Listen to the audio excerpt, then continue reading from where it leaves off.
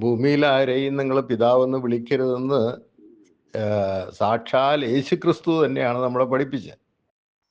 എന്നിട്ട് ഇവരെല്ലാം പിതാവെന്ന് വിളിക്കാനായിട്ട് ഉള്ള അമെൻമെന്റ് ആരാ കൊണ്ടുവന്ന? ബൈബിളിൽ തിരുത്തുണ്ടോ? ഈശോ പറഞ്ഞതിന് തിരുത്തുണ്ടോ? ആരെങ്കിലും തിരുത്തിയായിരുന്നോ? ഭൂമിയിൽ ആരെയും പിതാവെന്ന് വിളിക്കരുതെന്ന് ഈശോ തന്നെ പറഞ്ഞു. അതിക്കുള്ളെന്ന് എനിക്ക് പറയാനൊന്നുമില്ല. ഇവരെ പിതാവെന്ന് വിളിച്ച് ഇവരങ്ങ് വഷളായിപ്പോയി. അറിയാം, ഇവരെ വഷളാക്കിയത് നമ്മളാ. അവർക്കങ്ങോട്ട് അഹങ്കാരം തലയ്ക്ക് മൂത്തിട്ട് അവര് നമ്മളെ പരിഗണിക്കുന്നേ ഇല്ലെന്ന് മാത്രമല്ല, അവര് തോന്നിയാസം ചെയ്യാൻ തുടങ്ങി. കാരണം പിതാവല്ലേ. എന്നെ ആരും ഒന്നും ചെയ്യല്ലോ, ഒന്ന് കണ്ണുരുട്ടി പോലും കാണിക്കുകയല്ലോ, എന്നെ ക്രിട്ടിസൈസ് ചെയ്യാൻ ആർക്കും ധൈര്യം ഉണ്ടാകുകയല്ലോ, കാരണം ഞാൻ പിതാവല്ലേ. അപ്പൊ അത് നമ്മൾ വിശ്വാസികളുടെ ഇടയിലുള്ള ഒരു വലിയ ഒരു ദോഷമാണ്.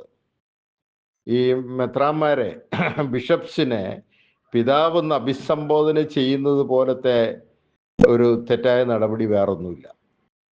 ആ നടപടി നിർത്തേണ്ട സമയമായി. കാരണം ഈശോ കർത്താവ് തന്നെയാണ് നമ്മളോട് ഇത് പറഞ്ഞിരിക്കുന്നത്. ആരെയും പിതാവെന്ന് വിളിക്കരുതെന്ന്. സ്വർഗത്തിൽ നിങ്ങൾക്ക് ഒരു പിതാവേ ഉള്ളൂ, നിങ്ങളിവിടെ ആരെയും പിതാവെന്ന് വിളിക്കരുതെന്ന് പറയുന്നത് അതുകൊണ്ട് തന്നെയാണ്.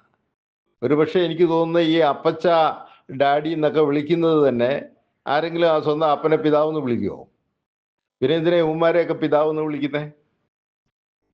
അതിൽ നിന്ന് തന്നെ വിളിയല്ലേ. നമ്മള് അപ്പച്ചാന്ന് വിളിക്കും, ഡാഡിന്ന് വിളിക്കും, അപ്പാന്ന് വിളിക്കും, ഇതൊക്കെയല്ലേ ഉള്ളൂ. അച്ചായെന്ന് വിളിക്കും. ഇവരെ മാത്രം എന്താ പിതാവെന്ന് വിളിക്കുന്നത് എന്ന് പറഞ്ഞാൽ that is equating dum with God, Yahweh, അത്യുന്നതനായ സർവശക്തനായ ദൈവത്തിന് തുല്യമാക്കുക അവരെ പിതാവെന്ന് വിളിക്കുക വഴി. അതൊന്നും ഇതുവരെ ആർക്കും മനസ്സിലായിട്ടില്ല. അത് തെറ്റാണെന്ന് പറഞ്ഞ യേശുക്രിസ്തു തന്നെയാ, ബൈബിളിലാണ് പറഞ്ഞിരിക്കുന്നത്. അല്ലാണ്ട് ഞാൻ പറഞ്ഞതോ വേറെ ആരെങ്കിലും പഠിപ്പിച്ചതോ അല്ല. എന്നിട്ട് യേശുക്രിസ്തു പറയണത് കേൾക്കാതെ ആരോ പിതാവ് പിതാവ് പിതാവ് എന്നും പറഞ്ഞുകൊണ്ടിരിക്കുക. അത് തെറ്റാണത്. That is wrong.